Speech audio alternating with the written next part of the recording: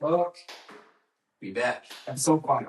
Episode 5. Let's go. We got a new father. Man, goddamn. So it's crazy as hell, man. Yeah. You know, it's like, man, wait till you have your kid, man. Yeah. But like, man, big shout out to the women's hospital over there, man. At the fucking women's hospital over there. Because you guys were there for a couple of days, huh? We was there for like 4 days. Because the first 2 days was like, they try to like, get her dilated and all that stuff. And we were just up all day, all night trying to like, speed up the process and then end up doing C-section. Mm-hmm. But that C-section was crazy, man. Like, I was literally watching like the doctor, and shout out to Dr. Phillips, but she like slit a tiny little slit, which was, they pride themselves in doing C-sections apparently because they make the cuts all nice and smooth and everything. They're known for C-sections. Oh yeah, like really smooth. Because like a lot of women, they're like afraid of getting the whole shit split open. They have like a thick ass scar. Yeah. No, just a real nice little slit. But I just see her, and she's short too. So I see her ass like, and I'm just sitting there like, and Abby's awake the whole entire time. Like I'm just like, but she'd be like, all she sees is like me like opening my eyes as big as I'm getting traumatized of her. Like, Did that hurt? Did she get you some? she took the shots, numbing shots and all that shit. That's easy. Like, what is it? Dude, what's crazy too during the whole process of they was like keep talking about fentanyl and all that shit. I'm like, damn, you giving her fentanyl? Not like the crazy fentanyl, but it's still right. And yeah, during the process and all that shit was crazy. Mm-hmm. Man, just seeing them just sleep. All I remember is just seeing her just jumping, and because she's short. Yeah. And so the table is pretty high and everything. So that she had to like go in there. She had a stool or like a ladder. No, man. Oh man. And then they pulled him out and he just started crying. I was like, Well, what's that feeling though? Like when you see your kid just come into the world, like what's that feeling like? Man, it's different than like seeing a woman pregnant. Like it's like yeah, I have a kid and shit. Yeah, coming, but it doesn't really hit you until you actually see him, when you see his features and see his nose and eyes and ears and then you just hear us cry, and then like the whole entire time, like me and her we just stare at him. Like I can stare at him for hours, like because I'm just like looking at him like, damn, I created this, with the help of God, of course, and I'm just staring. I'm just like, damn, this dude, he looks like me. Yeah. He looks like me, but light skin, you know? He said, but light skin. But light skin. Yeah. He's mixed. Yeah, don't worry. He ain't going to be playing like a light skin. Yeah. He's going to be like a, whoa. Like, you know what I'm saying? He ain't going to do no fairy tale, soft shit. No. Yeah. But, damn, yeah, man. His nose, he has my nose, my ears, eyes. But we want to see as he gets older, get big and stuff. So he's 8 pounds, 7 ounces. Okay. He's like 22 inches long. He's a big boy. Fully, he's healthy as hell. And it's just crazy, man, being like a dad. And they always say like sleep. I gotta make sure you sleep, And I'm just like, yeah, but it's like kind of cool being a dad. Like, it's like awesome so far. That's what's up, man. I'm happy for y'all. And yeah, man, it's just crazy to consider how long I've known you, bro, since like second grade, and now you're dad, and so I just see pictures of baby Luca, but I can't wait to meet him in person. Yeah. Y'all did a good job. I mean, healthy baby, and thank God, man. He made it possible. Future is bright, bro. He's got some experience, and he's a conservative. He ain't no liberal. No, I'm joking. My cousins are funny as shit. Oh yeah.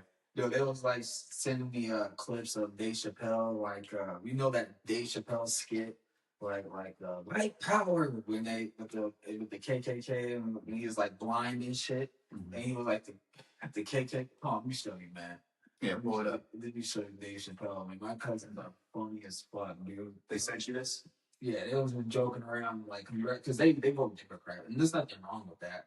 But they funny as hell. Like we always joke around. We the family like we don't let politics like get in or anything. We just make fun of each other. Like your son is gay or all that shit. You know, just shit like that, man. Like most families and shit will like stop talking to each other. Most families, like most people would just really take it serious. Like we don't even know these people. By the way, and the whole thing with like these politicians and shit, they put these policies as if their families don't live here that can destroy the destroy the country, like with the borders, with the you know, uh, the borders, the Green New Deal, how that's affecting farmers, how it's affecting everything, dude. Yeah. And all this shit, the policy to get people killed, this catch and release, the abolish prisons, all this shit we get people killed. And all these people that have kids and shit voting with this shit. Like if you have kids, how could you vote for this shit?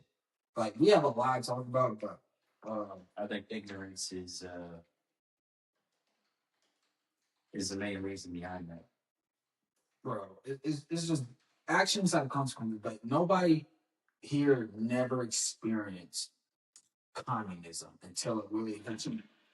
For this evaluations of race, be advised that the following piece consists of what you're talking essentially. Yeah, okay. Word. There's a sense of by import, I mean bigger. There, I said it.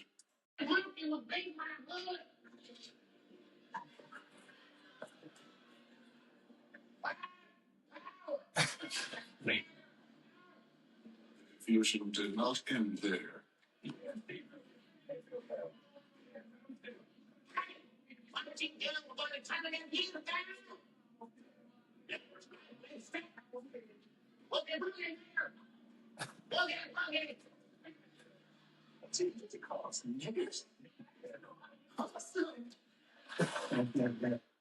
But they just funny as hell, man, because they were Trump supporter. I'm like, yeah, I'm on the winning side. Like we on the side of common sense, and not about left and right. It's like common sense. Like Yeah.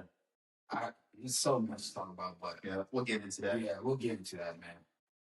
All right, so first topic, what we got? We have Mandani, man. So yeah, you know, in New York, and we always been saying like, you know, it's like it's so crazy that we keep saying like, yo, don't vote for this guy. He's going to destroy you guys. He's going to fucking make your life miserable. He's going to put fear into the public. He's going to do all of these crazy lunacy policies that's going to put harm into. Like we see what happens to the CEO of that health company, whatever, who got shot by by Mandani, whatever his name is, who shot him in the back of his head. Yeah. And this is what's going on too. Like, so he doxed like over 960,000 New Yorkers who owns a second home in New York. Mm-hmm. And so when you mean doxing, that means your public information will be on the website for mentally ill people to be like, oh, yeah, they don't live here, but they have a second home. Maybe I can just go in their house and relax and do a squatter. Because squatter laws exist in New York. Yep. So all they gotta do is just put the information out, and here comes the squatters. Yeah. So let's play the video for some context. 960,000 New Yorkers. This is fucking insane. But Mandani's big plan is to tax New Yorkers who have homes in New York but don't live there full time. It's just an insane thing to tax people for owning a home and then just not living there all the time. Like, God forbid you have a second home. How dare you? But yeah, so his department took those 960,000 people, those 960,000 residents of New York, and created a searchable database with their name and address just listed publicly. That's fucking doxing. Imagine if somebody was like, hey, I'm going to create a searchable database of all the content creators on TikTok. And on there, I'm going to list their name, their screen name, and their home address. Y'all would lose your fucking mind. Or put it more politically, say Trump wanted to create a searchable database of every Democrat donor where it would have their name and their address and how much money they get. Y'all would have them impeached within a week. Mandani puts everybody's name and address into an easily searchable database, putting all of these people at risk of harassment and violence, and everybody just goes, oh, he's doing a great job. And I've been doxxed. You've been doxxed? What? Tell me. So, I don't know if you've heard, but Mayor Mandani has decided to release a list of the 950,000 residences with addresses and names that might be eligible for his pied-à-terre tax. I came out in favor of this tax. This is the definition. He's taken a legitimate source of tax revenue and has turned it into a wanted poster. And the question I would have is, other than trying to identify and imply these people have done something wrong, and then 18 months after a healthcare CEO was executed in the street, and then publish the list, what is the upside here? Why is he doing this? Wait. So, can you imagine? So I just looked at some stats here, right? So New York City is home to 384,500 millionaires. So upwards of 384,000 millionaires live in New York, right? And it's home to about 818 people that have a net worth or investable assets north of 100 million. And there's about 145 billionaires that live in New York, right? So when you've got a mayor that's coming out and enforcing all these policies and trying to get people to look at wealthy people as the enemy, it's just like, these people that are living in New York, they create jobs for the city, right? They start these businesses where people can work at. Yeah. And, they make New York what it is, right? The financial capital of the world. It makes New York the best city in the world, right? Yeah. And when you're putting together these policies and you're driving these people out of New York, it's just like you're turning a great city into something that's nobody's going to want to be there anymore. No, he wouldn't want to be in there. He's doing it on purpose. And I don't get it, So, when you look at billionaires and centennial or centimillionaires or millionaires, right? These people, they took a risk and they're most likely business owners, right? So they took a risk. They started a business. The business, it turned out to help a lot of people and they made a lot of money while they're at it, right? Yeah. And so it's just like when you try to, turn a business owner into a villain, it's just like capitalism is a reason why this country is what it is, right? Yeah. And you're trying to make those people that are creating jobs and starting these businesses and giving back to America, you're trying to make that person the enemy. I just don't understand that logic. Well, I don't get it. Well, the thing is this is why I would say liberals are not the liberal voters. I mean, even though I say some of you guys are retarded, but all I'm saying is Mandani, he's a charismatic guy, right? And so, like, He's a good actor. He's speaking to dummies who don't really know how the tax system actually work for business owners and stuff. Mm-hmm. So, for example, Mandani's out here chanting out tax the rich, tax the rich, tax the rich. Well, and when he's talking to these low IQ people, they think, yeah, they don't pay any taxes. Tax them because I'm broke and I only make $15 an hour at a coffee shop. Mm-hmm. Well, let me tell you, all these millionaires, billionaires who makes a lot of money with their businesses, and the reason why it's not even that they don't pay taxes. They pay the most taxes in the country. The most taxes in the country. And it's not even that it's a tax incentive or they don't pay taxes. Oh, I'm rich, I don't pay taxes. No, they buy a lot of shit so the taxes can decrease. You kind of follow what I'm saying? Yeah, it's all about when you start a business and you become successful, you make a lot of money. There's strategic ways the tax code incentivizes you to do things like buy properties that people can live in, right? Yep. The government incentivizes you to invest in certain retirement vehicles, right? Yeah. Stimulate the economy by investing in businesses, and so the tax code is literally a manual to help you pay less in taxes. And if you follow that manual, which a lot of wealthy people do, then you're probably going to increase your wealth and not have to pay as much in taxes. Right? Exactly. So that's what the majority of people don't realize is like, hey, I made all this money. I'm just going to spend it on clothes or I'm going to buy a car. Yeah. People, like, they take their income and they spend it on Things are going to depreciate in value over time, right?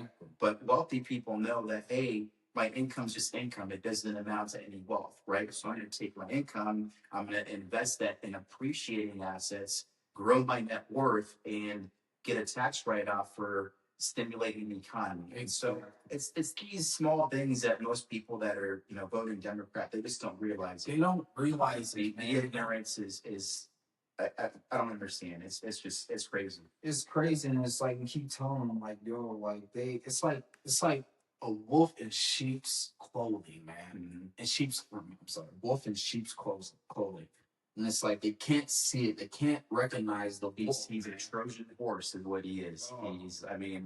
You've seen the movie Troy, or the Odyssey just came out. It's essentially the same thing. Yeah, he's just a Trojan horse, and yeah, man, this is not good for New York. It's like, dude, it's like you can't, like, you gotta see like the policies he's doing, like for the grocery, right? Let's talk about the tax with the government groceries that he sort of created, right? So the people don't know with the government groceries that he'd be like, 30% off on all groceries, right? Which doesn't make any sense. You're still paying taxes to that grocery. Mm-hmm. Like you still he used the tax money to fund the grocery store and then make it 30% off, which means incentivize them. 30% off of groceries. Let's go and eat groceries. No, you're still paying for the groceries on top of buying groceries. Like, why don't you make it free? If you're using tax dollars on the grocery store, that's meant for low income families, why would you still charge the groceries? Like, why would you still charge the vegetables and fruits and the food? And then you're gonna be like, it's 30% off. It's cheaper than the capital grocery store, so-called. And it's like they don't even know that grocery owners they make a small margin to what they very small margin. And it's like, why would anyone think that him putting government groceries 30% off, people still buying it, but in their ideology thinking like, he's doing a good deal, he's doing a good thing for us. Exactly. No, he's just going to increase the taxes. I think he just invented a new word, ideology. Ideology. He just invented a new word, man. Idiot. And it's crazy. I think, the whole concept of communism, or the DSA, however you want to look at it, is they think that the American people are too dumb to make their own decisions, and they need to interfere and put all these policies together for us to be a better society. Yeah. And I don't agree with that. I think a lot of these policies are, for lack of better words, just retarded. They don't make any sense at all. I think they appeal to people that don't have low IQ, that, and just like an open perspective on different ways of doing this. Live. It's like, hey, I'm struggling in life right now. Let me rely on the government to take care of me. Yeah, and that's a recipe for disaster. This has happened time and time again, and a part of me is happy for New York, Devontae. I'm kind of happy this is happening. Yeah. I think the world and our country need to see a sample size of what happens when communism takes over a great city, state. And it's just the beginning. This is just the beginning, but I think 4 years from now we'll look back at this and be like, wow, he really fucked it up. Just very much like Gavin Newsom's fucking shit up in California. Yeah, and people still vote and they're still voting for him. Yeah, so. Even though your house will get burned down, even though he's extracting money, even though he's a fraud, people getting robbed and not going to jail for it. It's just, Well, so let me tell you, the Democrat playbook, right, and how they stealing money, right, is they defund the important shit that keeps us safe. They defund the police department. They defund the fire department. They defund all these things that we actually spend money on. But he's like, no, we can use NGOs. So all that money that's getting distributed, getting transferred to NGOs, which they don't really do a goddamn thing. And now it's like a kickback for political donations. It's a kickback for, hey, here, this will take a $2 million. Hey, thank you, Gavin. And that's why everybody keeps saying, release your tax returns, release your tax returns. And that's why it's like, how you afford a $5 million home when you only make 150K a year. Yep. You know what I'm saying? Yeah. And it's pretty sad, man. I mean, you know, a lot of people take advantage of things like that. I mean, I think back to the whole Black Lives Matter thing. Yeah. The people that were running it were buying like $2 million homes in California. Yeah. It's like, you guys are misusing this money. It's just, it's crazy. It pisses me off. You spend billions of dollars on homelessness, but there's more homeless than ever. You made it worse. You made it worse. You made it worse. How is that? And do you actually need billions of dollars to like get rid of homeless when you can just use that money to fund the police department and just say, I'm banning homelessness? Yeah. Isn't that kind of simple? Like, there's some cities and states that so I just feel like, you know, government, it needs to start being ran like a business, because like Devontae, if I was an investor in your company and you came to me and said, okay, hey, you know, my company's struggling, we don't have enough in marketing dollars for us to reach our audience, right? Right. And I'd be like, okay, cool.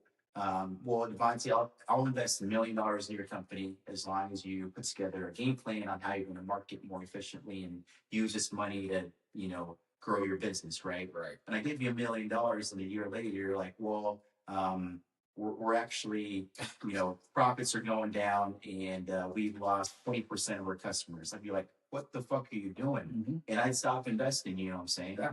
I think politics need to start being ran like a business, and you know, you've got people that are in very important decision or positions that are making all these policies, and I think they have no idea what they're doing. No idea, but they definitely doing it on purpose. Like, if you look at the Democrat side and towards the Republican side, which party that you see more like, which side that you relate to the most?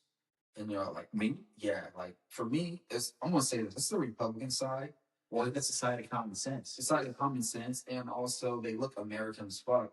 Mm-hmm. Besides the Democrat side, you got Elon Omar, who wasn't born in the United States. You have Khalid Talib, who's Palestinian. Mm-hmm. You have all these like, and I'm not a racist or anything, but I did a background check, right? I have not seen not one Chinese Republican. I've not seen one.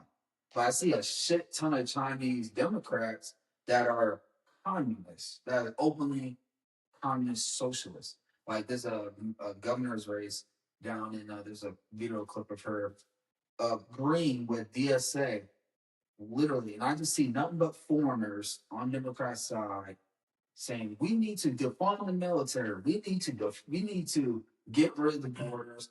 We need to extract wealth from the wealthy, aka just destroy all the wealthy people, all the wealthy businesses. Get rid of capitalism. Get rid of capitalism. And this is like kind of like the Matrix, right? It's like you so caught up, you so reliant on the system so much that you will do anything to defend it. And that's how these Democrat voters like actually feel and believe. They so like, and every Democrat run state and city is a shithole. Literally shithole. In California, shithole. New York, shithole. Oregon, shithole. Fucking, where else? Chicago, shithole. Yeah. Black people killing black people at a higher rate than ever before in the last 4 years. But there's no protest. Yeah. No. You know what's kind of crazy? You know what I'm seeing too? What's going on through the mainstream with the divineness? I don't believe there's like a divineness. The only divineness is what the media is portraying between black and white people, right? You see it, the issues like, okay, Nolan Wells, Carnell Anthony, right? Mm-hmm. They was like, okay, so Nolan Wells died. He's black, but he was hanging around with white people. But somehow the parents like hired civil rights attorneys to like make it a whole race baiting thing. So the parents who are black try to make this a whole I'm the victim, my son died. Without like the proof is that he got drunk, he passed out in the water. Mm-hmm. There's no signs of bleeding, but they don't want to disclose it yet because they want to reel in money. Same thing with the Carnell Anthony situation. He stabbed a white kid. White kid died, but the black people still want to be painted as the victim. He touched him first. He stabbed her. But I'm like the black person victim. So it's like these civil rights attorneys, because they both hire civil rights attorneys. They didn't hire lawyers. They have civil rights attorneys, civil rights activists, who both of these sides hire race bait to pretty much fund all the money. Pretty much like, oh, we need funding for a lawyer or attorney. We need some support. But really, all I see is a cash grab. Follow the money. Attorneys are interesting, man.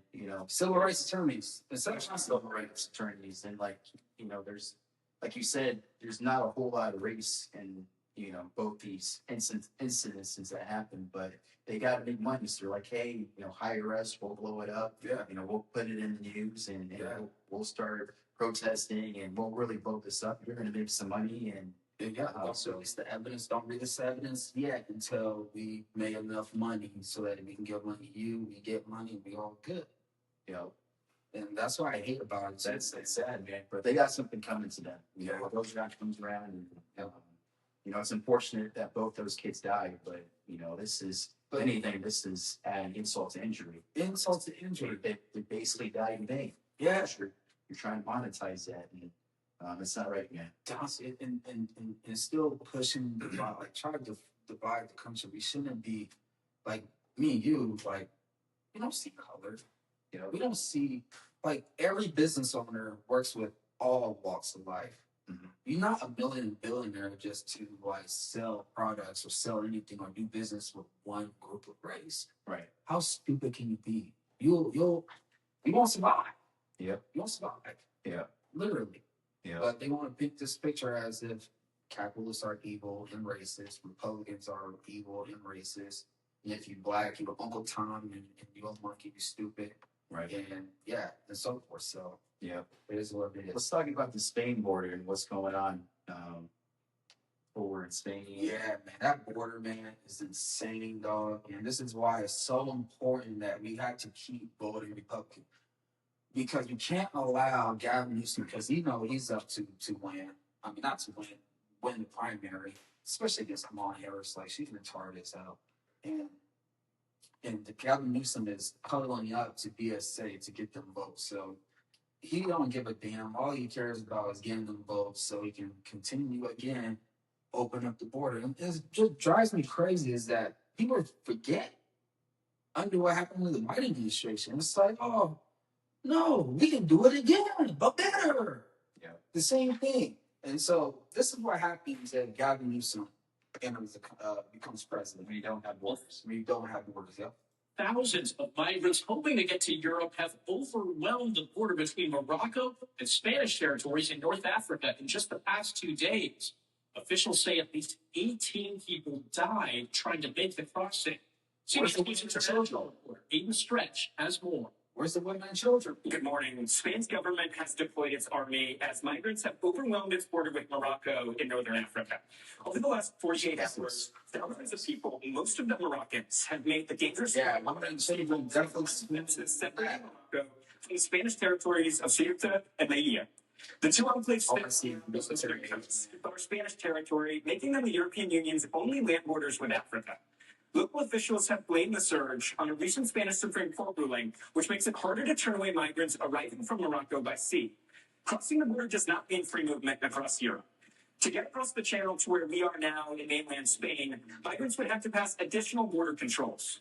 Still, the crossings have drawn scrutiny from conservative leaders across Europe, including Italian Prime Minister Giorgia Meloni. Shit, her fine ass. She said we gotta close the border from Italy. So you had about 60,000 migrants that crossed into Spain within 24 hours. That's a 70% increase in population. Like when, 20 million of migrants cross wherever how many people under Joe Biden. You don't know the exact amount. Oh, that's 3%. That's 3% of the population in the United States. Mm-hmm. But in Spain, 60,000, that's a 70% increase in our population. That's like, because Patrick David, he was talking about in his podcast too. That's how I know all these numbers and shit. Mm-hmm. But it's insane, man. It's insane. And I've seen some clips too of migrants breaking into people's homes. That's Migrants sleeping in the streets. that's a big problem, especially if you don't have a organized military. Yep. I mean, we've got ICE, right? So, you know, we've, for the most part, have things under control, but Spain, they don't have any. They don't have movement. They don't have any. So I can only, I mean, Spain, I haven't been to Spain. I'll be in Spain for the first time in October for a wedding, and I'm excited. I'm a little concerned after that. But we're going to Barcelona, so hopefully it's a little bit safer. But Good yeah, luck. man, thank you. I'll need it. It's only like 2 months away, but I appreciate it.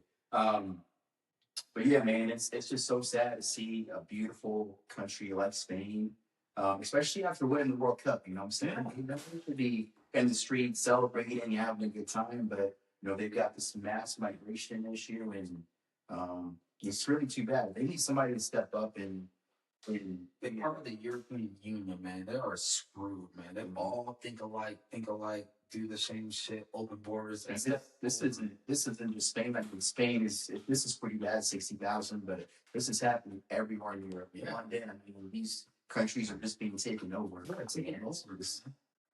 Isn't that scary? Like they're taking over, nothing you can do, and there's like this woman Ursula was the one who's letting it happen, who's saying, "Yeah, let's do it. Yeah, the country, fuck you."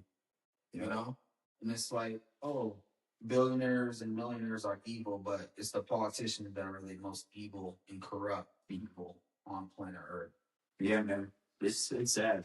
But I think that's a good segue. And I think our next topic is DSA. Especially, yeah, with the border and shit too. So this is like the DSA members, right?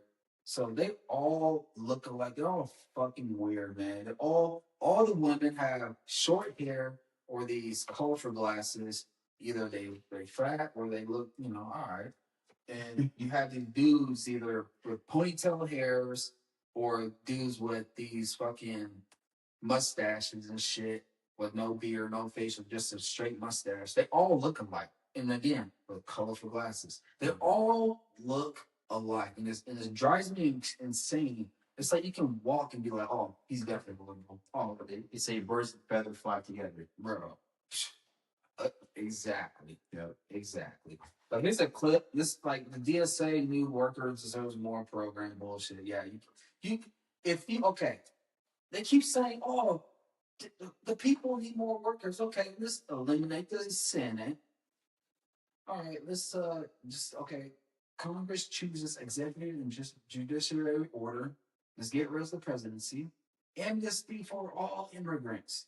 End all deportations. Defund the war. Defund the military. And establish a wealth tax where you extract all your resources and assets.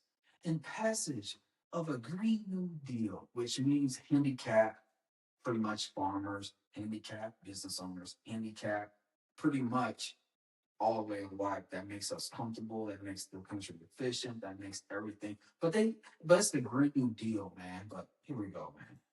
Senate letting Congress choose an executive and judiciary to replace the president and the Supreme Court, amnesty for all immigrants, ending deportations, defunding the Department of War, a wealth tax, and passing a Green New Deal, among other issues there that you see up on the board. So with that, we bring in Gustavo Cordillo, co-chair of New York City Democratic Socialists of America. Thank you for joining us. Obviously, it's a really hot topic. Thank you for being here.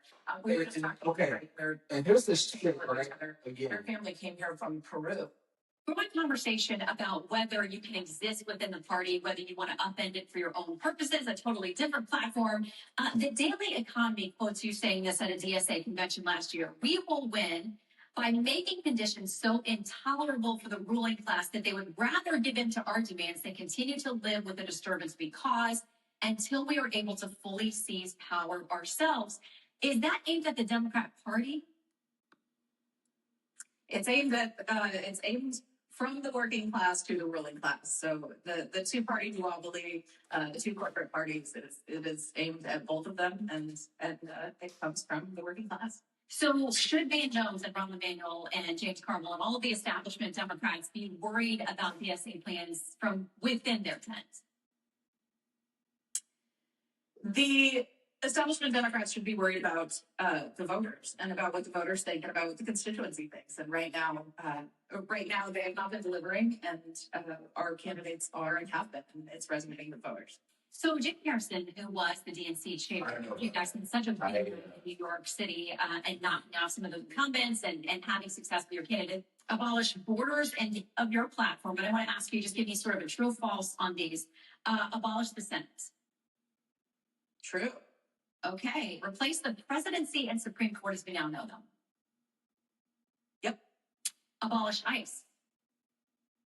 Absolutely. Abolish borders and give amnesty to anyone currently in the U.S. illegally. As a long-term plan, yep. Defund the Pentagon. Absolutely. Abolish prisons, at least in large part. Yeah, again, that is part of a long-term program, yeah. Okay, so no prisons. Government or public ownership of most large corporations. Yeah, absolutely. Okay, so then let's go back through some of those then. Abolish the Senate. There are people who are in the Senate now who are very supportive of DSA. They lose their seats? Well, the Senate is... These people are fucking crazy, man. You know what this reminds me of? You remember, is that the Dark Knight Rises? Is Batman? Yep. When Bane comes in and he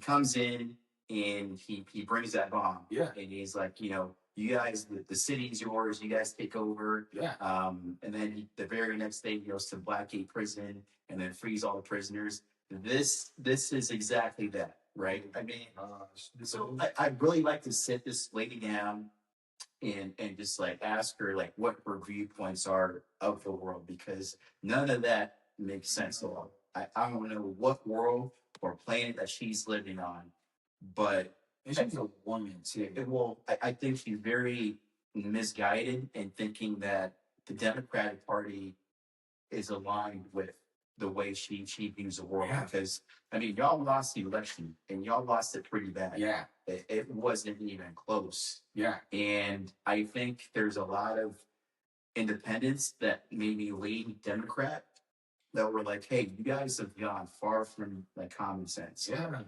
That like your policies don't make any sense at all.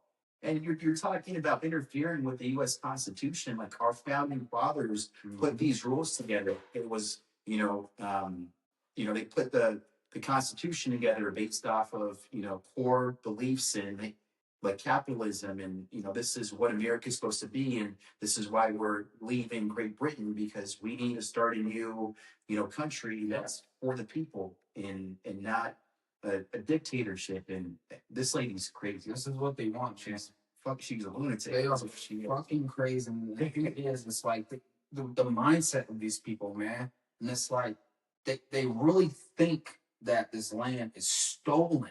They literally, Kamala Harris, all these people who vote Democrat, the land is stolen. The land is stolen. They hate America, dude.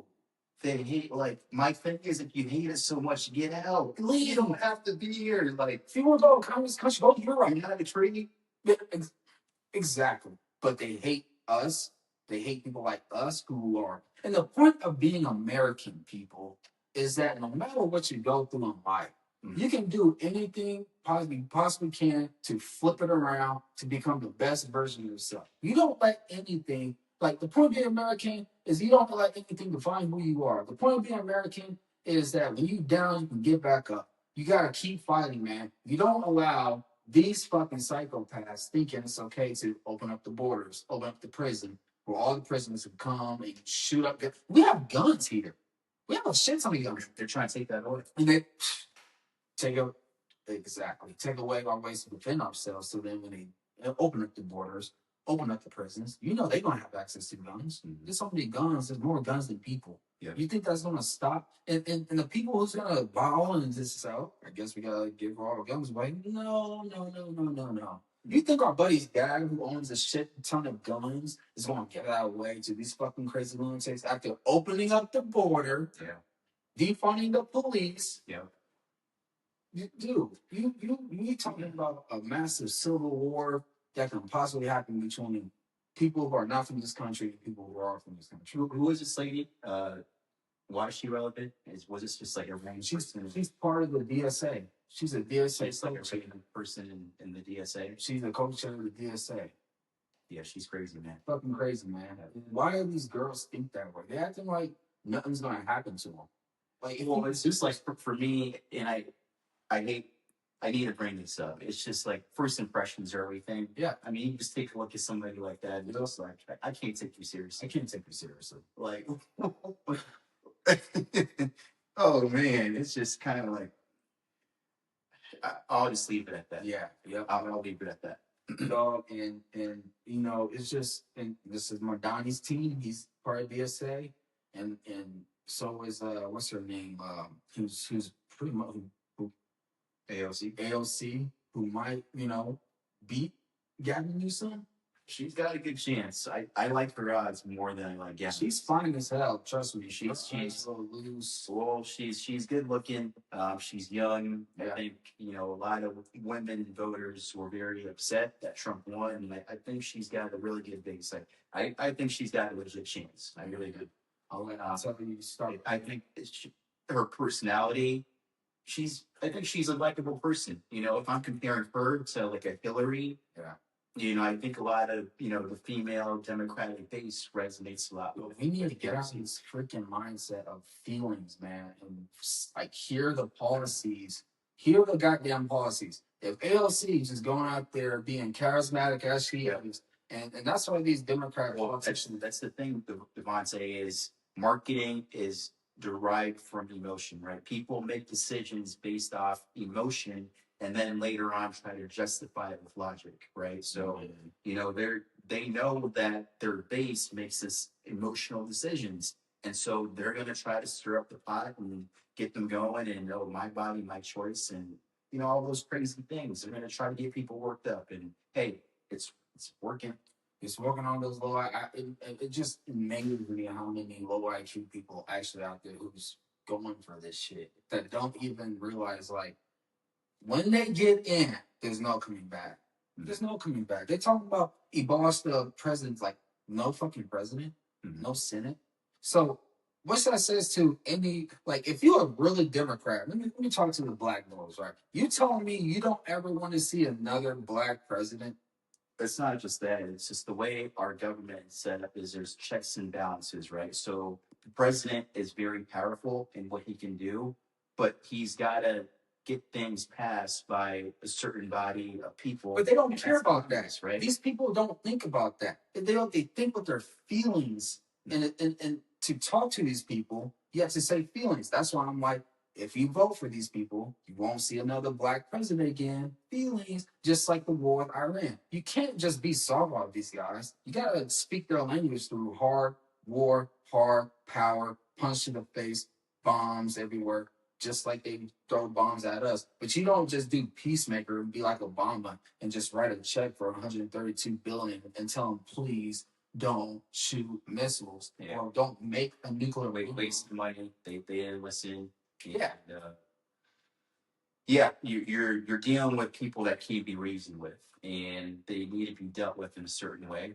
And it might look very cruel on the surface level, but hey, you know, if that's gonna make for a more safe world for, you know, the next generation, Luca, right? I'd much rather, you know, that be dealt with now as opposed to having them have to worry about it later. Exactly. And not let these cuckoo for Cocoa Puffs, crazy people. Yeah. Literally. Cuckoo for Cocoa Puffs. Because what they're trying to be like, okay, let's invade Taiwan and shift our boats and our Air Force and our Navy fleet to the United States and invade the United States. Oh, wait, we get invaded. We have no military. We don't have enough military weapons to defend ourselves. Oh, we invaded. All is lost. Yeah. And that's the fear I have. Because until it happens and it's too late, there's no going back. Yeah. So let's talk about the solution, right? Save America Act. And we need to pass this shit. It's pissing me off. And we have all the votes. We have the House and the Senate. Why isn't this getting passed, man? Unless these fucking Republicans who are voting against it are getting paid under the table. These people don't fucking care, man. This is why I hate politicians, dude. Like, if I'm hearing crazy people talking about abolish the presidency, abolish ICE, abolish the police, defund this, defund that, I gotta have some urgency. Like, oh, we gotta pass the Save America Act. I have a family, Right. you know. I have cousins. I have grandmas. I have friends who I care about. I gotta pass this shit. No, it's like, here, don't vote for this shit. Here's a couple mil. You know, where are you gonna go? Right. Like honestly, where are you gonna go with those millions of dollars you get under the table? Well, United States don't get big. You know, if they open borders, there'll be crime all over the place. 100%. And Europe is already fucked. Yeah. So where are you gonna go? Middle East, where Israel dismantling Iran, you got terrorist cells all over the fucking country. This is crazy, man. It pisses me off. But here we go. An American majority CEO, Ned Ryan. First, why doesn't it have the votes? Is that not John Thune's J-O-B, Ned? And does John Thune need to be out of a J-O-B as majority leader? Because certainly President Trump seemed none too happy with him yesterday. It is a shame that we do not have enough Republican senators supporting the Save America Act. I mean, the fact of the matter is, Dagan, the votes aren't there. And Thune is too weak to bring it to a floor vote for fear of exposing not just 4 or 5 Republicans, I think it's more like 10 that would vote against the Save America Act. So he's not going to bring it to a floor vote because he'll expose some of his rivals. I do think it calls into question his longevity as majority leader. Because it feels to me, to be perfectly honest, a lot of these Republican senators feel like they're living in Versailles 1786, 1787 with no idea what's coming next. Yeah. I mean, there's midterms in 96 days, and I think the base is getting very angry with Republican senators about their inaction on this bill. Well, they should be getting angry because if you think about the logic, Ned, we look at the risk of the Save America Act not passing, and we look at the rise of socialism. And so we got to really figure that out. I guess I have to ask one clear question for the viewers. What is the issue that would cause 10 Republicans to not vote in favor? There's something called Trump derangement syndrome. It is an incurable mental disease. Yes.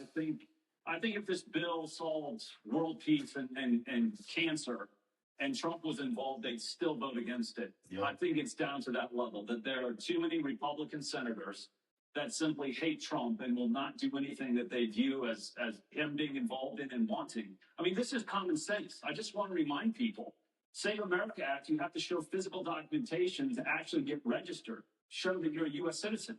You have to show photo ID to vote. States are demanded to actually clean their voter rolls. This is about securing the integrity of our elections. And you would think for self-preservation, Republican senators would go, yeah, this is probably a good idea to secure elections moving forward so Democrats can't cheat. But we can't even find enough votes to bring it to a floor and actually pass it because Trump derangement syndrome. So That is crazy, man. I think this issue goes deeper. I mean, like he said, this is common sense, Frank. Things like providing ID for you to be able to vote. I carry my ID everywhere. Like, just put it in your wallet, your purse, and you're good. You know what I'm saying? Something very logical, but I think this issue is deeper, right? And I think there's got to be some money being thrown around somewhere to prevent these people from voting for this bill. Yep. Right. I don't get it.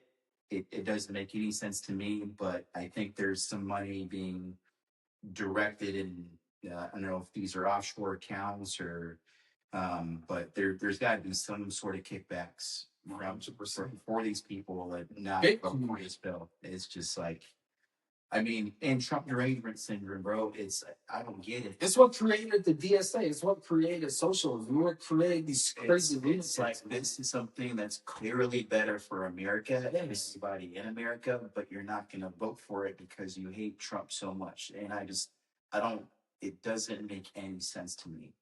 It doesn't make any sense to me. Yeah, man, I don't get it.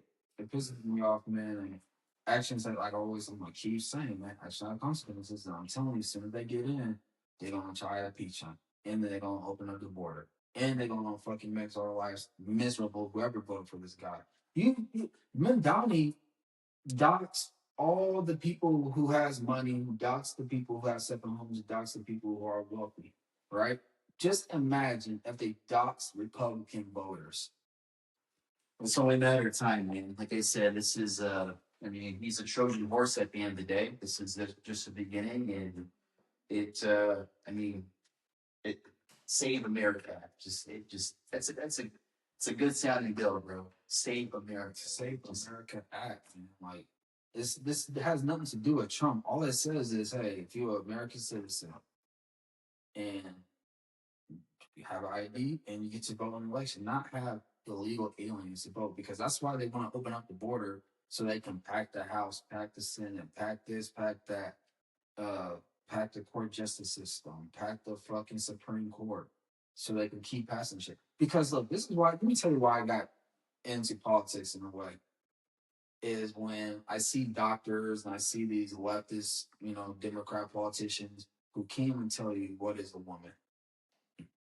Like, what is a woman? And they be like, not only that, but like, when you go to other countries and you ask what is a woman, yeah, and they kind of look at you and it's like, what are you talking about? Yeah, a woman, like it's a woman and a man's a man. Like what? Like, and these are the people that put on policy. But I don't trust people who thinks like that, who put on policies, put any kind of policy when it comes to finances, safety, security, borders.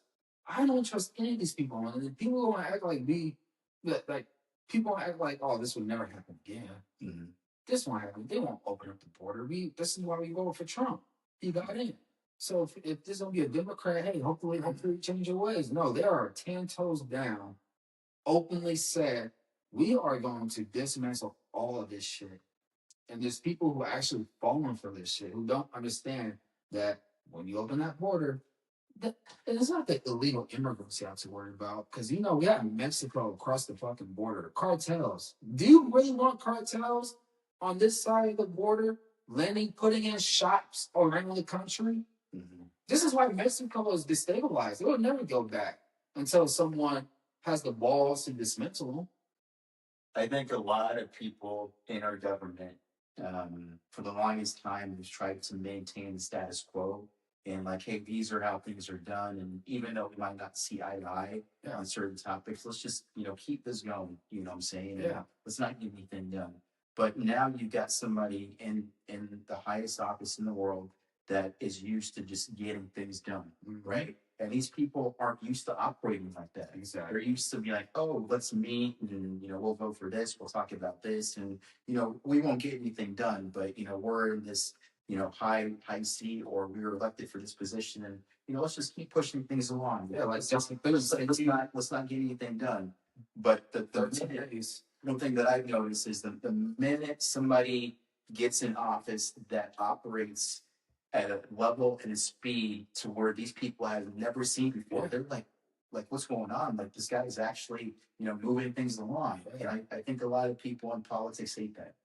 They just want to maintain the status quo. They just want to. Well, most of them are not business owners. They have ownership, but somehow, some way, they're multi-millionaires, and all I want to do is to fund this, to fund that, get a kickback here, throw the money. It's all about the kickbacks, and let me write a book, and that's how I made my millions. I made my millions. But let's talk about our favorite guy, Fauci. Another one. And these politicians are not held accountable, man. If I was president, Dr. Fauci, I'm sending Delta Force to all your homes. Dr. Fauci. This is what's crazy, too. This is crazy, man. I'm sorry. Oh, what the hell? Here's Chairman. Well, nothing says honesty like taking the fifth, huh, Doc? Let's try something. What day of the week is it today? On the advice of counsel, I respectfully decline to answer based upon my rights under the Fifth Amendment to the Constitution. What color tie are you wearing? On the advice of counsel, I respectfully decline to answer based upon my rights under the Fifth Amendment to the Constitution. What color's the carpet in front of you? On the advice of counsel, I respectfully decline to answer based upon my rights under the Fifth Amendment to the Constitution. Let's just get one thing straight. You don't have any rights under the Fifth Amendment because you've been pardoned, as you very well know. As the Supreme Court has been clear for a century and more, Brown versus Walker, 1896, when he has been pardoned, he may not stand upon his privilege. You know that. Your lawyers sitting behind you now shifting nervously in their chairs. They know it. This isn't about the Constitution. This isn't about the law. This is about contempt. Contempt for this body and contempt for the American people. But I think I know why you're doing it. It's because you don't want to answer questions. It's because you did all kinds of terrible things. It's because during the pandemic, you got rich, didn't you? You got rich. While people were dying, hundreds of thousands of Americans, over 1 million in the end, and you were getting rich. And not only were you doing that, you were using federal employees with taxpayer money to apply for and solicit cash prizes for you personally. Cash prizes totaling over $1 million. You did all of that during the pandemic, didn't you? That's a question. On the advice of counsel, I respectfully decline to answer based upon my rights under the Fifth Amendment to the Constitution. You remember Greg Folkers? Who was that? On the advice of counsel, I respectfully decline to answer based upon my rights under the Fifth Amendment to the Constitution. Your chief of staff is the answer. Do you remember Patricia Conrad? Who was that? On the advice of counsel, I respectfully decline to answer based upon my rights under the Fifth Amendment to the Constitution. She was your personal assistant. And what were these individuals doing in the depth of the pandemic in November of 2020, when millions of Americans were suffering from COVID? What were they doing? I tell you what they're doing. Folkers was on your behalf soliciting and gathering information for a cash award. Let's look at it. We've got his email right here, right over my shoulder. Folkers says, I'm working on this nomination for the Dan David Award for Fauci. We need to beef up the COVID part. Do you have language in the can that you could share that delineates how we responded in new ways to COVID? He sends this to multiple federal employees. What was the Dan David Award? Do you remember, Doc? On the advice of counsel, I respectfully decline to answer based upon my rights under the Fifth Amendment to the Constitution. It was a $900,000 cash award. $900,000 cash award.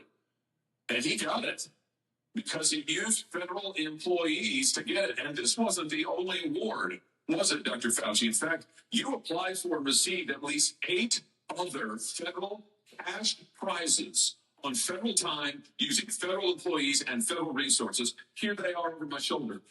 Besides the Dan David Award, you've got the Partnership for Public Service, you've got the Adelson Prize, you've got the Smithsonian Award, you've got the National Academy of Medicine's Award, you've got the CDC Foundation. In fact, you turned your staff into a full-time application machine. You actually wrote to people and said, do you think maybe I qualify? And you got cash for all of this. And it wasn't just 1 or 2 employees, was it? In fact, you used 8 separate. That is crazy. I like Sarah Howard. Me too. He went to Yale, and so I fuck with him. yeah. Inside of the stock too. Yeah, man. So rewind the clocks back to COVID, man. I'll never forget this, and it just the whole thing I knew it was weird. didn't make sense, It right? didn't make sense. Because all of a sudden, when COVID started, I don't know if you remember, but they flew those 14 people here to Nebraska, and they had like a camp that they had to stay in for a couple of weeks. But the whole thing didn't make any sense. The rules that Fauci put together, and you had to wear a mask, standing up. But if you're sitting down, you can take the mask off. It's like this is a virus stop when you're sitting down. It's just common sense went completely out of the window. Yeah. And They want to see people comply, and the whole time is like, where did Dr. Fauci even get this information from, and why he thought it was a good idea? Because if you look at tapes back in 2015, I'm pretty sure it's on YouTube. I mean, he basically said, well, he was asked in an interview, what's the best way to combat a virus? He said, work out on a consistent basis, eat healthy, drink water, basic things that you learn about in school, right? Yeah. And if you do that, then you're most likely going to be fine. Now, there might be some rare cases where, your body just doesn't respond well to a virus, but those are few and far between, right? But, I just remember COVID, and you know, me talking to my family and telling them I'm not getting vaccinated because like it usually takes the FDA 10 years to approve on a drug, and they approve this within like 2 months. Something ain't adding up here. Like, you know, I know somebody somewhere is making money off of this, and easily I knew it was because when I used to drive over the road, right, I would travel to like my pickup truck and little hot shot truck. I would travel over the road to, and this is during COVID, the peak of it, right, and I would drive to New York, lockdown, quiet, nothing going on. Cops is like making sure people are in their homes, making sure I was in my hotel. Yeah. Cops were everywhere, dude. Yeah. And then when I drive Florida, free. Everyone's chilling. Everyone's a good time. This is like when the Tampa Bay Buccaneers beat. This is like Tom Brady before he won the Super Bowl. This is like the fucking before the AFC. right? Tampa beat the Chiefs. Yeah, is it the NFC or the? No, this wasn't the Super Bowl, but the game before the Super Bowl. It was the Western or whatever. It was a conference championship game. And it's NFC championship. NFC championship. Yeah. And dude, everybody was turning up. They even extended the time at the bars. Instead of closing at 3 o'clock, they was like, "We gonna keep this going until 5 in the morning." And people was That was in Florida. that was in Florida. And then I would drive to Texas, normal, everything. Everybody's outside doing shit. There was no social distancing. People will laugh at you if you have a mask on. Yeah. You know what I'm saying? They look at you crazy for that mask. See, you are crazy. You are crazy. But then you go to Colorado. And they like, yo, social distancing, here's a mask. And I'm like, all you people live in this weird world. And it was so fascinating to see different states, different cities, how people conduct this COVID virus. And I'm like getting like goosebumps. It's like, how is everybody obeying this shit? One side, there's no borders, there's no it's just open land, right? How come in Texas they live free during COVID? There's no like, oh, you have to lock down, oh, you gotta do this, oh, you gotta social distance, wearing masks. Mm-hmm. But in Colorado, you have to do all that shit. Again, there's no borders. There's no fucking big old fucking glass tube dome around our heads that's separating all the code, all the. And I'm just like driving to state, and I'm like, all of you people are fucking like, there's something going on here. This is not like, this is not like. It just gives me goosebumps just thinking about it, man, because it was so like fucking crazy that people can really obey and listen like that. And You gotta get to a point in life where you gotta zoom out and just like look at things from just a pure common sense perspective, right? Well, I'll never forget, during COVID, I told my family, hey, I'm not getting vaccinated. Fortunately enough, there's a lot of older, advisors or people that I work with, and they were okay with me not getting vaccinated. I didn't know most of the people that I'm around on a regular basis did not get vaccinated. Yeah. Right? I told my family, I've got some aunties in Philadelphia, and Philadelphia's a very liberal city. And they were sending me all these text messages the CDC was releasing, and like, get vaccinated. If you don't get vaccinated, you're going to kill people. I'm just like, you're very passionate about this, really passionate. But hey, like, I work out almost every day. I eat healthy.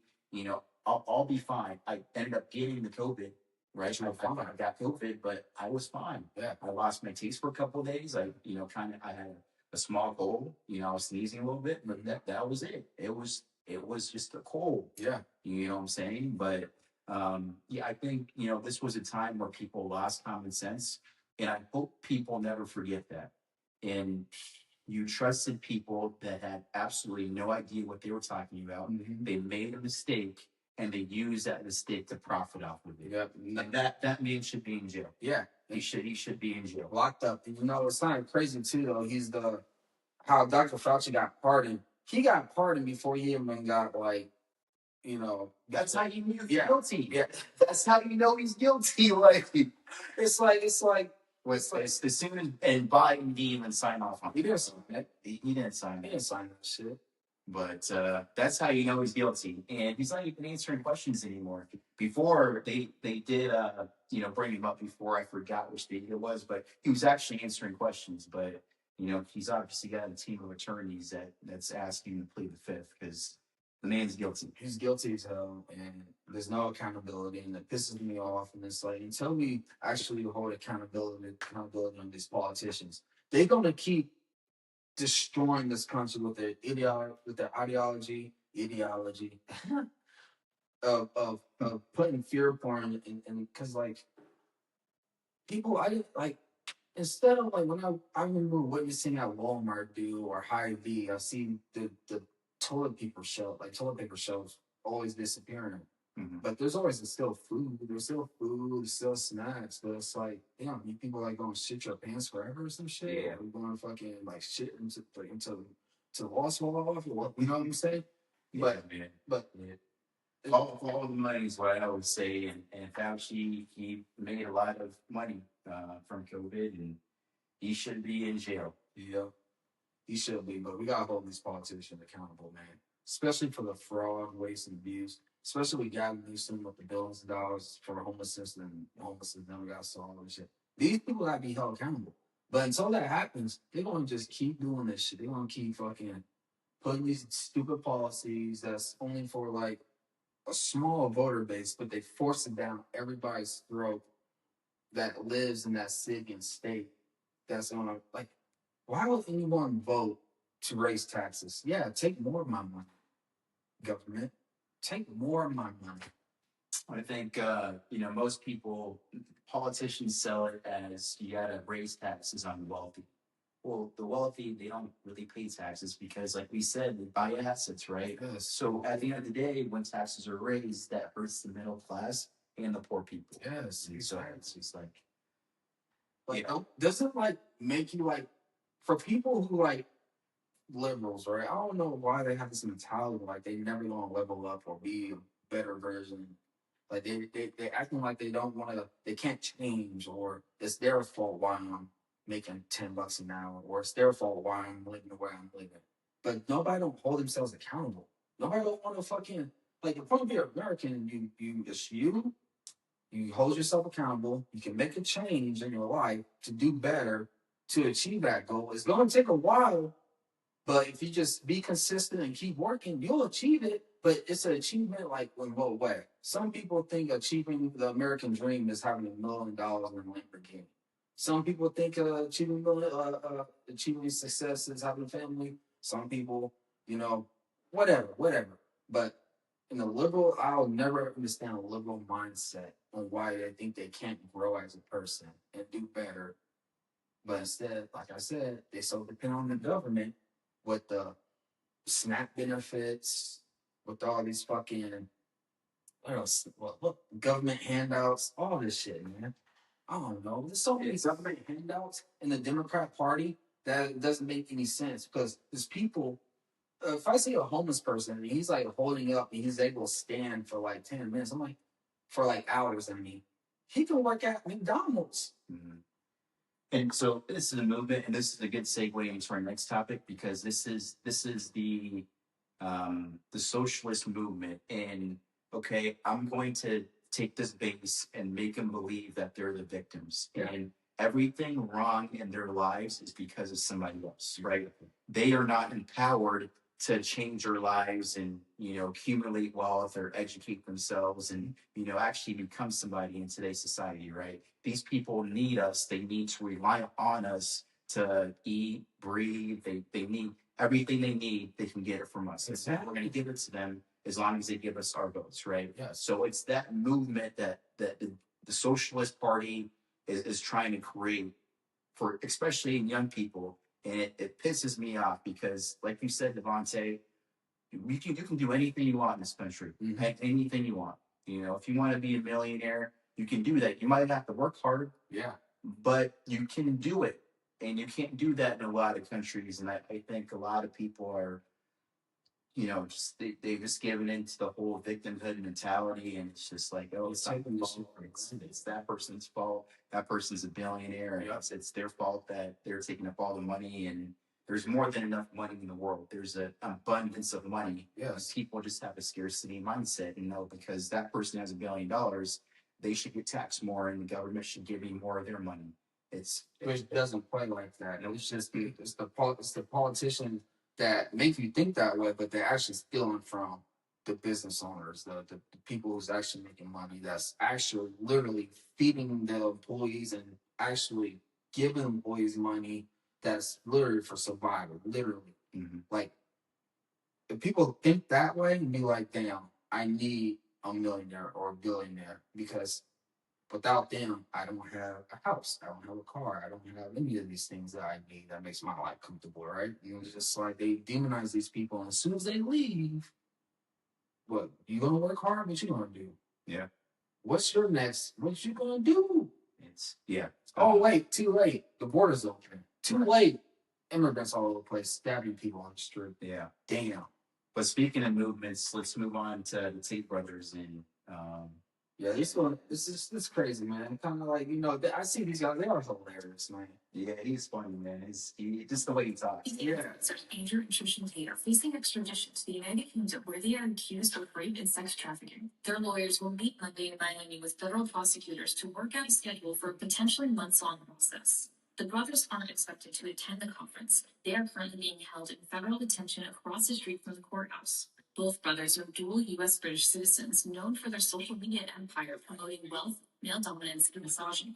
Andrew Tate has amassed more than 10 million followers on X, but has been banned from platforms like YouTube, TikTok, and Instagram for violating hate speech guidelines. The brothers have faced multiple charges in the UK and Romania, where they lived from 2016 to 2025. In Romania, the siblings were arrested in late 2022, along with 2 Romanian women. The 4 were accused of participating in criminal schemes to lure women for sexual exploitation. British prosecutors say the new charges there relate to alleged offenses that took place between 2010 and 2017. The ultimate decision about whether to order the extradition will fall to U.S. Secretary of State. It is crazy, man, that these guys are still fucking. The thing is, they were like in prison in Romania for the most corrupt country, not like kind of almost like corrupt as Ukraine. But if they were able to beat the case in Romania because there was no proof of evidence of anything, then it's like, okay, they good, they fucking proved their point. Like, and I hear the story too of how they got locked up and all that shit because of some chick they brought from Florida. That and there's proof of cameras of her walking in and out of the crib safe, but she lied to extract money from them by saying rape. Yeah. So I think it's politically driven, and you guys will see the Tate Brothers. They've got a really large base of people, and their movement is trying to inspire and empower young men to step up in their community, right? Yeah. Be a man, work out on a consistent basis, start a business, contribute to your community, right? These are all good things that I think every male should aspire to be, right? Yeah. But you look at, like we were just talking about, the Socialist Party, and they don't want men to grow up with those beliefs, right? So because it goes against the system. They don't want man. So this reminds me a lot of Charlie Kirk, him starting Point USA, and him trying to bring religion and just common sense to young people in college, high school, right? They saw that Charlie Kirk had a really good base, and they villainized him for it. You know what I'm saying? And so I'm proud of the Tate Brothers for standing up and not backing down. But you just see these large influencers that are trying to instill good values in men that are getting vilified, and it's sad, man. It goes against the Democrat fucking rule, man. They don't want men to step up because if men stepped up, none of this shit would happen. If they want to close the borders, we want to defend ourselves. We don't fucking go to the politicians and say, hey, motherfucker, you ain't doing this shit. We will actually step up as men, just like other countries when dictators get overrun, like just happened in Asia. There's other countries and fucking when a bunch of young men step up against the system that has been imprisoning them, that has been brutalizing, murdering, just like in Iran. Unfortunately, a lot of those people got pissed off and just decided to fight back. But then they brought in terrorists to gun down their own people.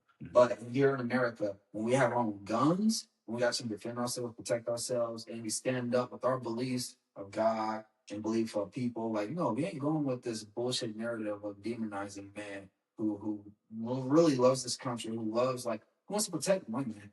Like these dudes, like they vilifying these guys and shit.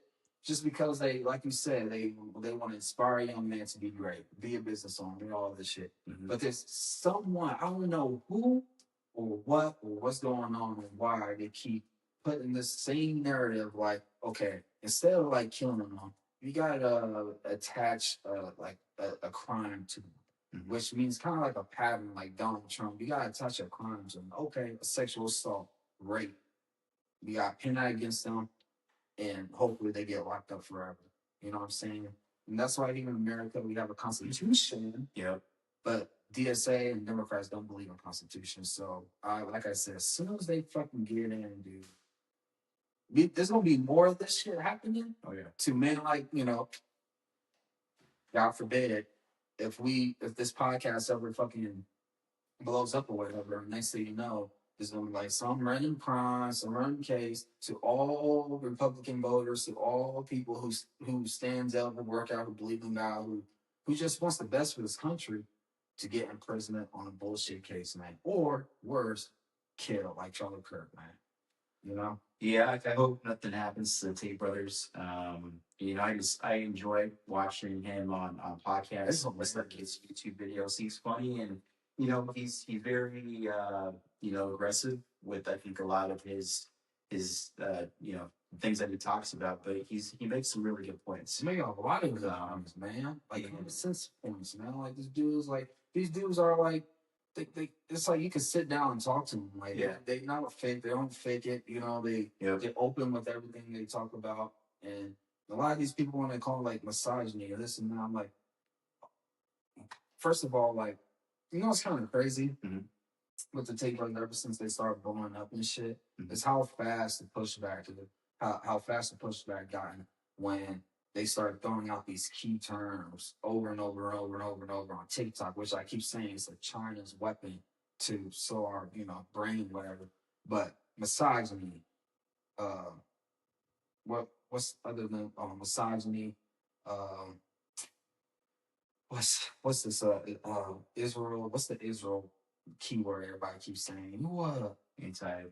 Anti-Semite. All these little slogan names, these words that keep getting pushed over and over and over again, just like fucking Nancy Pelosi. If you want to get something done, if you want to get a narrative out there, you repeat it over and over again until it's actually believes it. Yeah, it sticks. And what these guys is, they put a narrative on them. They want to decline their popularity, calling them rapists, calling them sexual assault, whatever, misogyny, which is only women like. So it's so crazy, man. This is so crazy, dog. Like I'm so like shocked, man. I just hope none of these DSA people get into power, dude. I really hope, because opening the border will be so catastrophic that it's gonna literally get people killed. Which it gotten women killed, it got kids killed, got old people killed. And they believe in cash bail, which means you don't catch this bail, which means you get in trouble for stealing or fighting, assault, whatever, you get out same day. And they want to fund the police department. Like, all this shit is so dangerous, but they tie all this shit up so they can push the policies and shit to him, to men like him, to people with common sense. Oh, MAGA, which means common sense people. They like, why do they keep saying MAGA? All like, make America great again, right? But they always like, oh, this is the MAGA group. They are evil. They are Nazis. I'm like, so am I Nazi? Like, fuck, like, what's going on here? Like, all I want is closed borders. That's all I want, because I can see. For me, I'm all about safety and security, right? I'm always about funding the police department and security and safety, because I love walking and running in parks. I love seeing families having a good time and shit. But if you let these psychopaths get in, we won't see any of that shit, man. Just like what's going on in Europe, you see a bunch of fucking immigrants, migrants, just harassing people, raping young girls. Like, there's that fucking case in Europe, in Britain, with 250 women getting raped by fucking Pakistani rape gangs. That shit is real. It can happen here. Well, if you don't have a border, you don't have a country, right? Because then you put your country in a risk of what just happened in Spain. 60,000 people just, came in, and most people are unaccounted for, right? Yeah. They don't know the rules of the land, right? So, things like,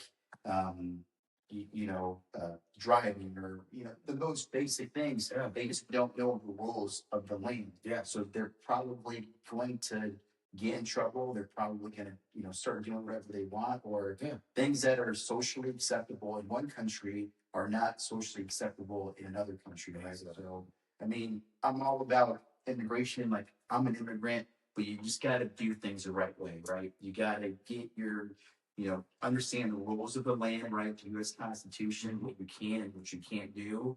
And then once you become a citizen, then the thing is, like with these Democrats, they bring in people who don't know the rules, but they also don't hold these people accountable. They commit the crime, they let them out, and they're gonna keep doing it again over and over and over. Like, we all see what happened in that train with that poor Ukrainian girl who got stabbed in the neck by a dude who repeated offender, who killed her. There's a young college girl in Chicago that killed by a legal migrant who wasn't here illegally, who decided to shoot her in the back of her head, and her mom is in court saying, I'm glad she got shot in the head.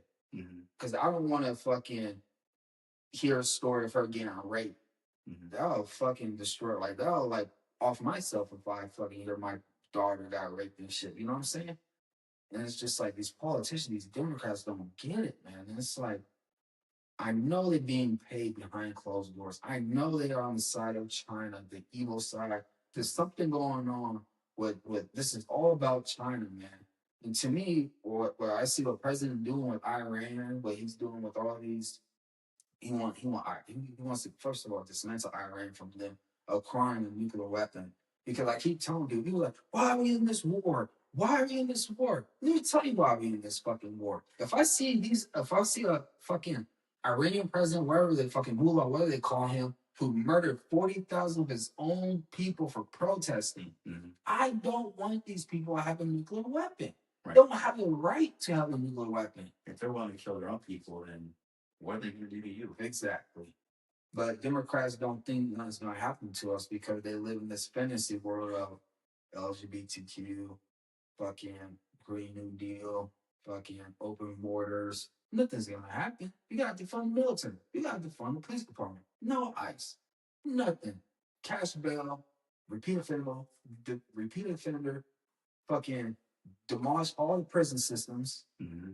They doing this shit on purpose to submit us into whatever ideology they have, so then they can literally control, while there's cartel members on the other side of the border, while there's criminals who wants to take advantage, while there's legit terrorists who still pissed off at us, by the way, who hates us from the Middle East, that want to come here and either blow themselves up or they want to do a mass shooting, dude, on a level that we've never seen before.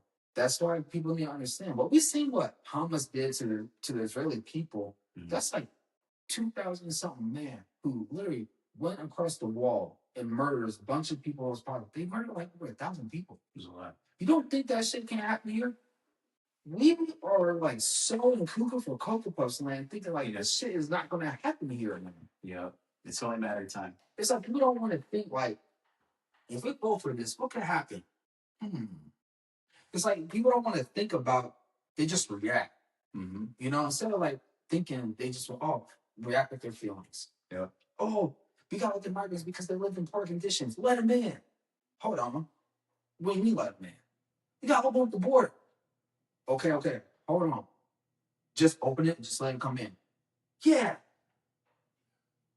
Whoever lives in these third world countries, come here. You know why they're a third world country in the first place? They're a third world country. They are a third world country for a reason. Crime, rape, killings, 24/7.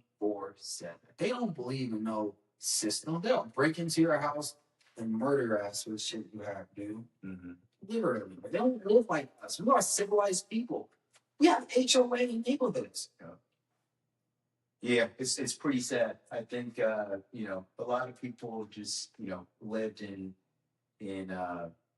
isolation is not the right word, but I think after a certain period of time, you just take advantage of the blessings that you've been given. Yes.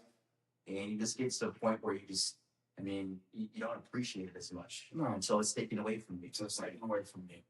So I think that's a lot of people in this country. Let's talk about something on a lighter note. Yeah, man. Let's talk about sports. NFL. Yep. So training camp started this week, and I'm pretty excited about this year, man. I don't know about your Patriots, but my new goals are, we've got a squad this year. I'm so mad that they took fucking AJ Brown from me. I'm glad you took him. I mean, we're moving on. We got Devontae Smith. He's going to be our number one, and we've got Jalen Hurts. He's going to be taking snaps under center. He's on the clock. We got what you mean he's on the clock? He ain't gonna be there any longer. Don't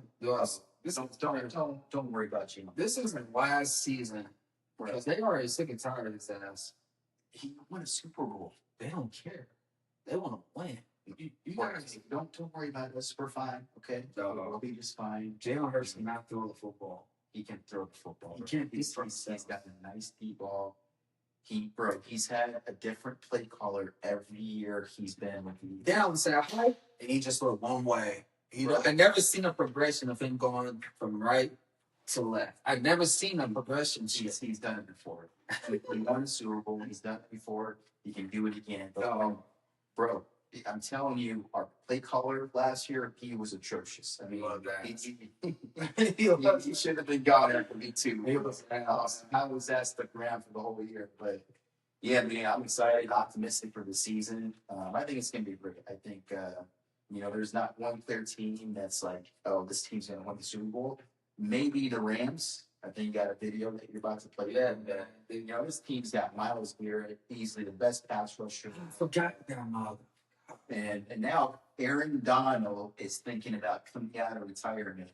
And this man just retired in his prime, 2 years ago? Yeah. Won Super Bowl and decided to retire. Like, I've done shout out to TMZ Sports, guys.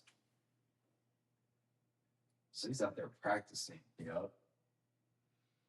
But man, that's gonna be a scary team. They've got two of arguably the best defensive tackles or defensive linemen in the last 10 years, right? Would you agree? Yeah. And then on the offensive side, I mean, they've got Matthew Stafford. I think he won the MVP last year. I mean, killed it. They've got Puka Nacua. Yeah. I mean, this team is stacked. They could potentially win every game next season, especially if Aaron Donald comes back. I don't know who's going to be able to run against that team. Nope. I don't know who's going to be able to drop back. Yeah. Throw the ball against that team, and then when you got you can't double team, and that's gonna be a scary team, man. I don't know what your thoughts are about this NFL season. Yeah, I mean, shoot, man, like this was gonna happen. They'd be like, Myles Garrett, you are the leader of the defense. Get us to the playoffs so we can have what's his name, Aaron Donald in there, and come in the playoffs just like most receivers, like Odell Beckham. He'll come in the playoffs and shit. But NFL's gonna be crazy, man. I'm looking forward to see what the Chiefs gonna do. I'm also looking forward to the new stadium they're gonna build too. Yeah, it's gonna be nice. I can't wait. They're building an indoor stadium, which is gonna be sick. Yeah, I've seen the blueprint. That looks nice. That looks real nice, and I'm looking forward to just who I want to see. There's another thing too, that crazy story. Baker Mayfield, how he's trying to negotiate his new contract, and pretty much want more than what was given to him. So I guess it was like he wanted $50 million, but the offer was like $40 million. And it's that at this point, man, it's like, dude, who do you think you are? Like, look, you good quarterback, but you're not like Patrick Mahomes is good. You're not like, They've lost a lot too. I mean, they lost Devontae David, just retired, and then they lost Mike Evans. I mean, at least two to San Francisco. So he's got a lot to prove this year. I've met him in person. He's actually a pretty chill guy over at the Creighton game. But, how tall is he? He's not very tall, bro. He's maybe an inch taller than me. Get the fuck out of here. Stand up. Hold on. Stand up. He's about 5'10", and damn. So he's not that tall, but playing quarterback in the NFL, huh? Playing quarterback, but hey, he's accurate. He's a good quarterback. Yeah, we'll see if he's able to get that contract. He's got a lot to prove. Man, and and I always say this, man, like, AJ Brown, he's a good receiver, man, but I was kind of disappointed we picked him up, man. I would rather get like a veteran like Stephon Diggs or something who don't complain. We should have. I mean, kept him though. Yeah. Instead of got rid of him because of some off-season shit or again a chick that fucks up everything by being on social media. No, I think AJ's gonna be nice for you. He's gonna be. I'm afraid he's gonna start complaining and crying. Yeah, we'll see. I mean, most wide receivers are prima donnas, but I'm excited for this NFL season. Then you got college football, and then we had Big Ten Media Week this week, and there's people out there that are still saying the SEC is better than the Big Ten. Hell no. I don't know why we're thinking that, but Kurt Sabetti has something to say. I think what's the craziest thing too is that they don't understand how much money is in the Midwest because there's so many red states and so many business owners in these red states that it's like, hey, we have that cash in the Big Ten. Like, SEC has like, obviously red states too, but it's like, we talking about the Midwest, not down south. You know what I'm saying? Like, we have fucking John Deere in Chicago, dude. I think it's also the style of play. Like, SEC, you see a lot of speed, right? You see a lot of raw talent there. But I feel like there's something about the Big Ten. It's just like, put a hat on the hat and just dominate like every play. Well, the difference is too is like the Big Ten, they don't go after the 5 stars and the 4 stars all the time. Like they develop, and they just say hard work, dedication, work your tail off, and do the right things and be a starter or whatever. But I see in the SEC, they recruit these 5 stars and they come in demanding millions of dollars, and it's like, are you going to be good for us or not? And it's like a hit or miss with these 5 stars, man. Just because they're a 5-star on paper doesn't mean they're going to be a 5-star in college football. Yeah. As soon as you step foot in college football, stars. Mm-hmm. You know what I'm saying? You just get in high school. Yeah. But not in college. You're talking about grown. So, I mean, Signetti's team, I think last year was a bunch of 3 stars, right? And he developed those players. And I mean, they were beating up on teams like Ohio State, Miami, right? And so, I don't know. I feel like there's just like a certain grit you see out of teams in the Big Ten. I wish I could say that about Nebraska, but I mean, you see this out of Indiana, Ohio State, Michigan. They've got some problems they need to work out. Man, they keep fucking these girls. The head coach keep fucking these girls, man. That's the thing. Like when I was fucking playing college football, and this is only like D2, I was not compared to D1, but those coaches be actually fucking cheating on their wives with these college students, and dog, I'm sure it happens everywhere. It happens everywhere, but that chick in Michigan, she said, I need that money. Yeah, she definitely tried to go for that bag, and now she's not only sued him, suing the school.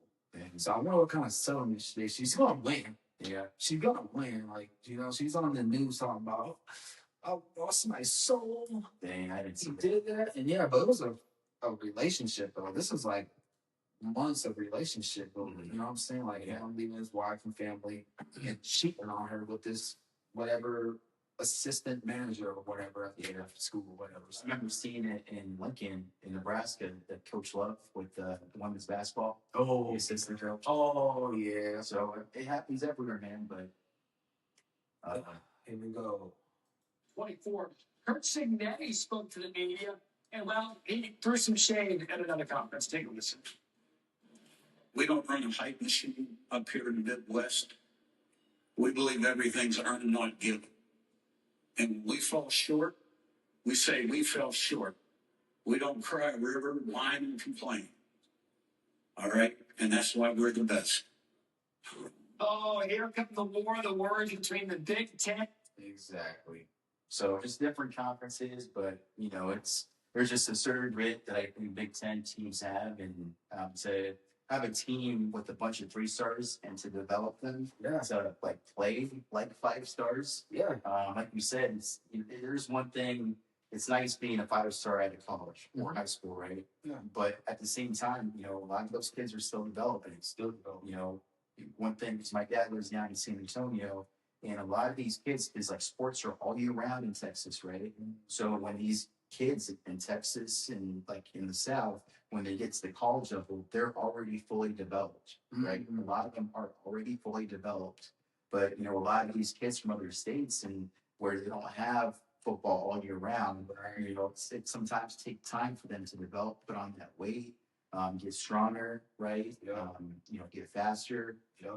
So I think it's a good sign for college football that Cincinnati is able to take a 3-star, have them play up to a 5 stars potential. It's about time that there's coaches out there who don't give a fuck about the stars, who just look at the player by the content, their character. And it's like, this is my system. This is the player that I want. If they fit this role, then it'll all work out. Exactly. And I think everybody should follow this playbook instead of being like, Miami, they got lucky. They fucking recruit 5 stars on a daily basis. I don't know how they keep getting these 5 stars and still lose.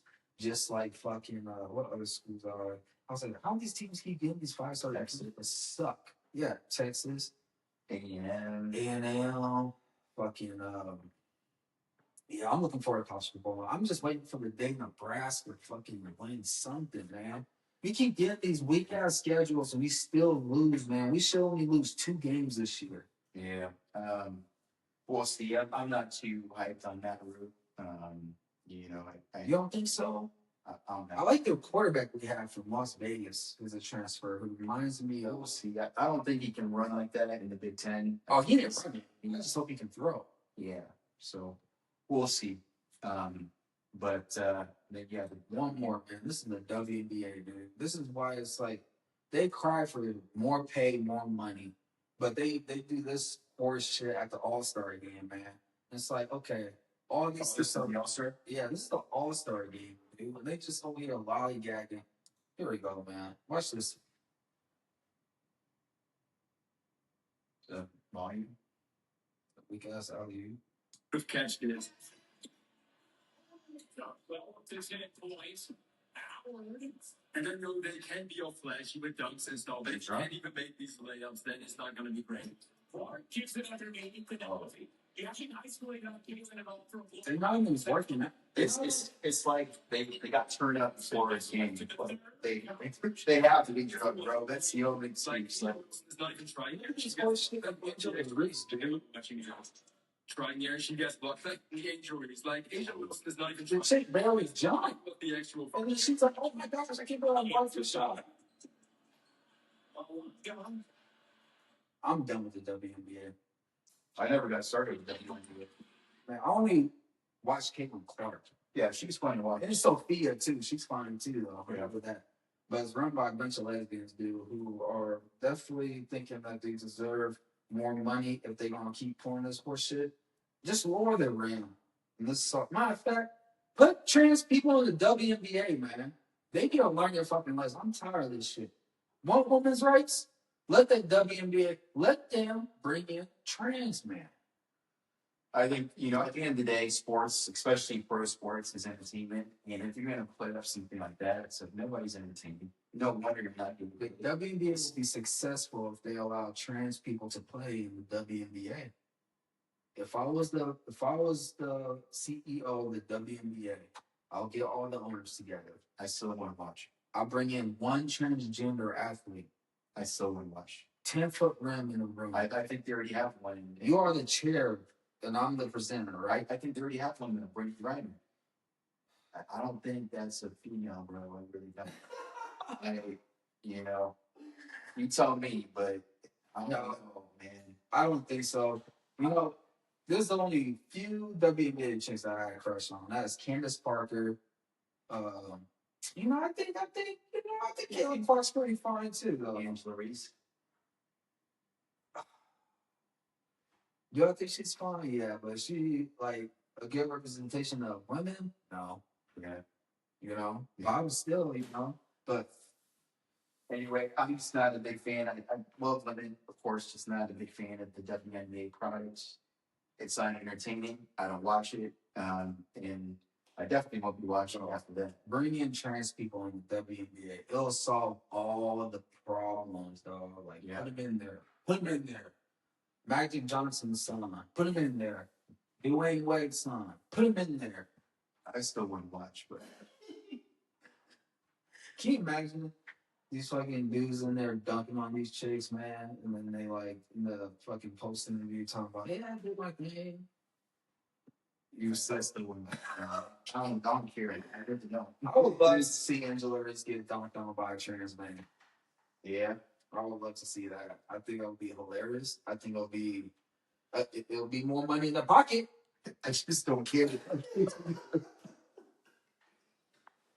I really don't. Come on, man. Oh man. All right, G. I just hope one day, like I said, if I was governor, I'll put a bill to allow this shit to happen. Like, I'll solve all the trans problem issues. I'll be like, look, trans people, look, how about this? Guys, listen to me. I'll be like, all right, you can't play in other sports, but I'll allow you to play in the WNBA. You got a deal? Shake it. Yeah. I think we can pass that bill. Yeah. It's I hope you get elected governor one day. These girls are fucking each other in the WNBA, dude. And most of them look like dudes. Yeah. So how about you bring these trans athletes in there, man? Nobody wouldn't even tell the difference. Yeah. At least some you can tell by the athleticism and their forms and shit and their necks. But they get paid more. I'm just not nearly as passionate about this topic. Dog. I'm sorry, man, but I'm trying to figure out ways to help the WNBA instead of just giving them money. Just they need a lot of help. They need a lot of help. And if they're gonna put up something like they did during the All-Star game, that's just like why would people want to watch that? Yeah. Why would anyone want to waste time sitting and watching this horse shit? It's like they got drunk before the game, bro. Yeah. They don't care. They don't care about you spending money on tickets and watching All-Stars and shit. It's like they try to do what men, what they play harder in pickup games than they did at the All-Star game. Yeah. Like that's crazy, man. I don't get it. Well, yeah. That's the innocent podcast number 5. That's crazy, man. Crazy, man. Yeah, more bets yet to come. Yep. All right, bud. All right, G. Till next time. Yep. Bye. Let's fucking go, man. Come on, man. You ain't happy? You're not hyped with the trans and the WNBA? No.